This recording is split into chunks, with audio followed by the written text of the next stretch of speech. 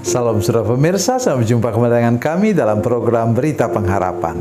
Saudara pemirsa, hari ini saya ingin mengajak kita semua, mari punya kerinduan rohani yang besar, ya, supaya gereja di mana kita berada bisa bertumbuh. Jangan pedulikan, engkau adalah warga jemaat biasa. Tuhan bisa pakai siapa saja untuk membuat gerejamu menjadi mekar, menjadi berkembang, bertumbuh secara luar biasa. Mari kita berdoa sebelum kita lebih jauh mendengarkan firman Tuhan ini. Bapa, dalam nama Yesus, berkati kami dengan firman Tuhan yang sebentar akan kami dengarkan.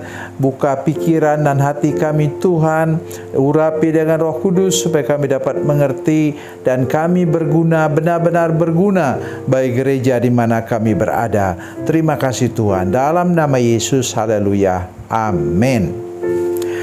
Saudara pemirsa, mari kita baca Alkitab kita dari Perjanjian Baru, Kitab Kisah Para Rasul, pasalnya yang kedua, Kisah Rasul pasal 2, ayatnya yang ke-41. Kisah Rasul pasal 2 ayat 41, demikian bunyi firman Tuhan. Orang-orang yang menerima perkataannya itu dibaptis, dan pada hari itu jumlah mereka bertambah kira-kira 3.000 jiwa. Amin. Bahkan dalam KKR sekarang di zaman modern ini, yang hadir bisa sampai 1 juta. Waktu Billy Graham dulu pada masa lalu bikin KKR. Bahkan orang bertobat sampai 3.000 orang, itu adalah sesuatu yang luar biasa. Mari dengar baik apa yang sesungguhnya terjadi. Yang pertama ialah Petrus dipenuhi, diurapi oleh Roh Kudus. Itu yang pertama.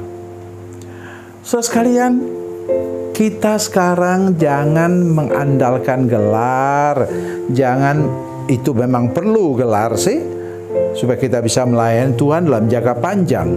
Tetapi lebih daripada itu, kita perlu mengandalkan urapan Roh Kudus. Ya. Tidak peduli siapa kita, berapa tingkat gelar kita. Mungkin kita sudah bertumpuk-tumpuk gelarnya. Ya. Gelar S1-nya 2.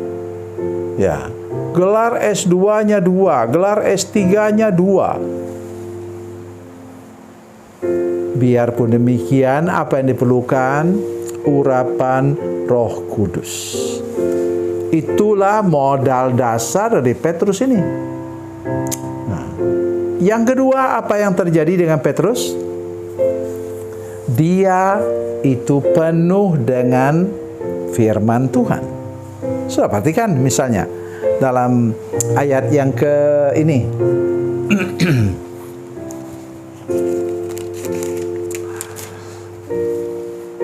Ayat yang ke-16 sampai ayat yang ke-21. Ia mengutip kitab Nabi Yoel. Yoel pasal 2 ayat 28 sampai 32. Artinya dia orang yang mengerti Alkitab. Karena waktu ini tadi dia belum ada Alkitab Perjanjian Baru. Kitab Perjanjian Baru baru dikumpulkan 20 tahun sesudah Yesus naik ke surga, atau sesudah peristiwa ini. Baru mulai dikumpulkan. Baru digenapi entah berapa tahun berapa. Ya, saudara bisa belajar dari sejarah gereja. Saudara pemirsa, tidak mungkin kita bisa dipakai Tuhan luar biasa kalau saudara tidak hidup dengan firman Tuhan. Saya berkali-kali katakan pada saudara sekalian, saya orang paling beruntung, hamba Tuhan paling beruntung. Karena waktu muda dulu, saya sudah baca Alkitab ini sampai 33 kali. Kalau Perjanjian Baru tidak tahu berapa ratus kali saya sudah baca habis. Oleh karena kami setiap tahun itu pada waktu mulai Jumat Agung sampai hari Pentakosta, kami itu sungguh-sungguh baca Alkitab Perjanjian Baru selama 40 hari itu. Jadi betul-betul saya termasuk orang yang hidup dengan firman Tuhan. Ya. Setelah 60 tahun, dengar baik apa yang saya katakan. Jangan saudara menertawakan Pak tua satu ini. Setelah lewat 60 tahun ke atas, saya baca satu pasal saja dari firman Tuhan, sudah mengantuk, sudah lelah.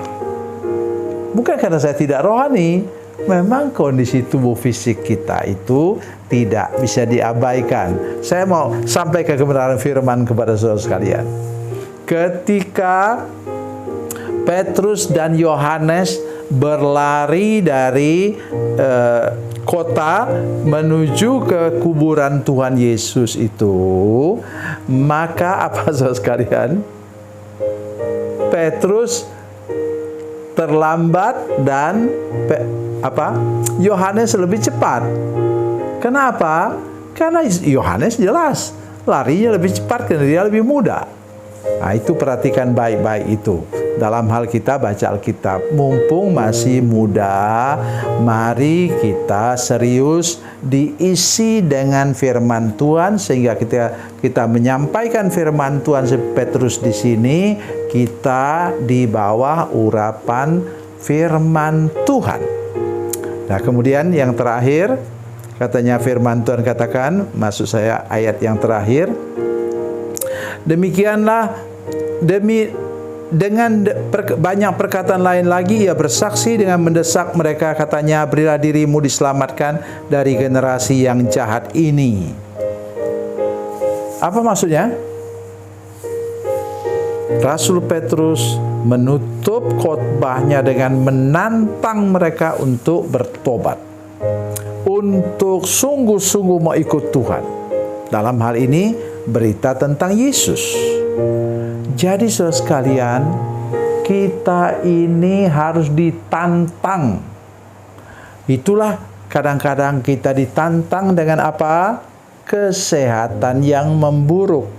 Kadang-kadang kita ditantang oleh kekurangan uang. Kadang-kadang kita ditantang oleh masalah di tempat pekerjaan. Kadang-kadang kita ditantang dengan masalah dalam rumah tangga. Tujuannya apa? Tuhan mau supaya kita lebih serius lagi mengandalkan Dia.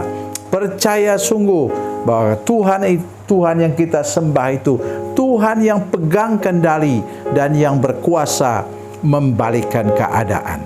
Tuhan Yesus memberkati, Tuhan Yesus baik. Mari kita berdoa. Bapa, dalam nama Yesus, terima kasih untuk firman Tuhan yang luar biasa baru kami dengar. Tolong semua pemirsa, seluruh jemaat menyaksikan program ini, supaya kami benar-benar lebih serius lagi memohon urapan Roh Kudus, lebih serius lagi mau diisi penuh dengan firman Tuhan, rajin membaca dan merenungkan firman Tuhan, supaya kami dapat menjadi berkat besar seperti yang Petrus lakukan di sini. Dalam nama Yesus, haleluya, amin.